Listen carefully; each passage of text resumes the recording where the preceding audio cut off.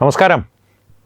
Operation സിന്ദൂറിനെ സംബന്ധിച്ചുള്ള കൂടുതൽ കൗതുകകരമായിട്ടുള്ള വളരെ ഗൗരവമേറിയ വിവരങ്ങൾ പുറത്തു വന്നുകൊണ്ടിരിക്കുകയാണ്. ഇപ്പോൾ ഓപ്പറേഷൻ സിന്ദൂർ ഡീക്ലാസിഫൈഡ് എന്നൊരു ഡോക്യുമെൻ്ററി തന്നെ ഡിസ്കവറി ചാനലുണ്ട്. അതിനെ സംബന്ധിച്ചുള്ളൊരു വിശദമായിട്ടുള്ള വിശകലനം തത്വമയി ന്യൂസ് പ്രേക്ഷകരുടെ മുമ്പിൽ അവതരിപ്പിച്ചിരുന്നു. പക്ഷേ ആ കൂടുതൽ വിവരങ്ങൾ പുറത്തു വരുമ്പോൾ, പല ഭാഗങ്ങളായി ആ ഡോക്യുമെൻ്ററി പുറത്ത് വന്നുകൊണ്ടിരിക്കുമ്പോൾ, അതിലൂടെ പുറത്തു വരുന്ന വിവരങ്ങൾ ഡീക്ലാസിഫൈഡ് എന്ന് പറഞ്ഞു കഴിഞ്ഞാൽ സൈന്യത്തിൻ്റെ കാര്യത്തിൽ പറയുകയാണെങ്കിൽ, അല്ലെങ്കിൽ സർക്കാർ രഹസ്യങ്ങൾ സംബന്ധിച്ച് ഉപയോഗിക്കുന്ന ഒരു പദമാണ് ഈ ഡീക്ലാസിഫൈഡ്. ക്ലാസിഫൈഡ് ആയിട്ടുള്ള ഡോക്യുമെൻ്റ് എന്ന് പറയുന്നത് ഒരിക്കലും പൊതുജനത്തിന് കാണുവാൻ സാധിക്കാത്ത അല്ലെങ്കിൽ കാണുവാൻ പാടില്ലാത്തതാണ്. അതിനുമായി ബന്ധപ്പെട്ട അത്രയും സുരക്ഷാ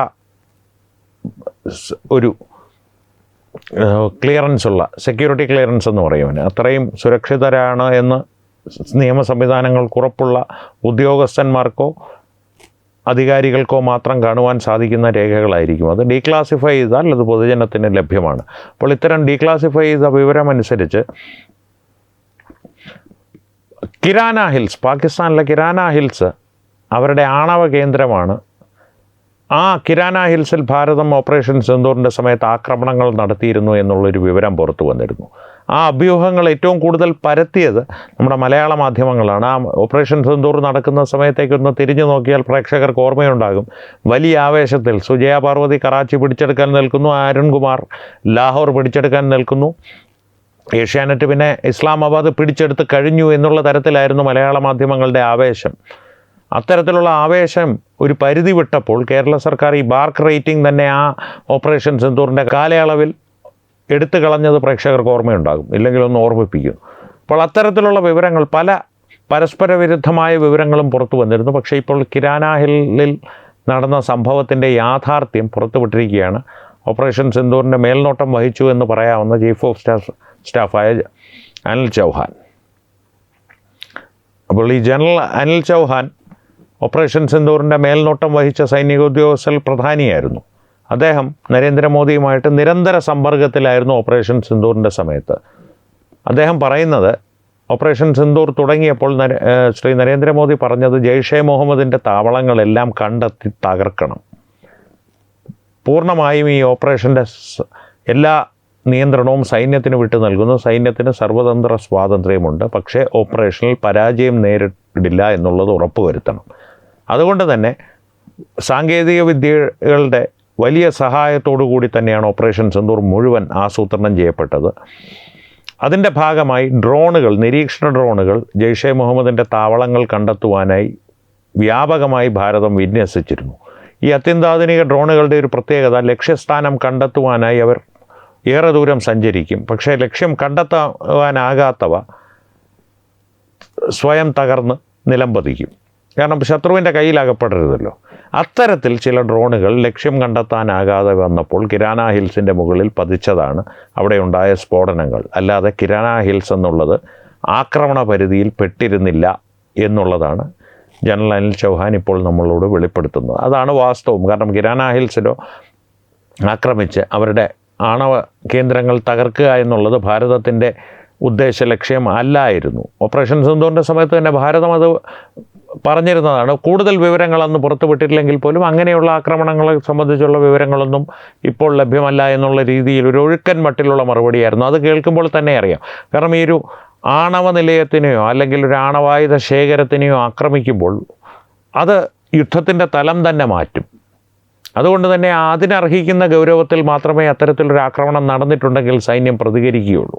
ഇത് ഡ്രോൺ വീണ് നിലംപതിച്ചതാണ്, മനഃപൂർവ്വമായിട്ടുള്ളൊരു ആക്രമണമായിരുന്നില്ല. പക്ഷേ ഇതിൽ കൗതുകകരമായിട്ടുള്ളൊരു സംഗതി, സൈനിക വൃത്തങ്ങൾ തന്നെ പലപ്പോഴും നമ്മളോട് ഈ ഓഫ് ദ റെക്കോർഡായി പറഞ്ഞിട്ടുള്ള കാര്യം, ഓഫ് ദ റെക്കോർഡ് എന്ന് പറഞ്ഞാൽ പേര് പറയാതെ ഓഫ് ദ റെക്കോർഡായി പറഞ്ഞ കാര്യം ആണ് മുഴുവനെങ്കിൽ അത് പറയാൻ പാടില്ലല്ലോ.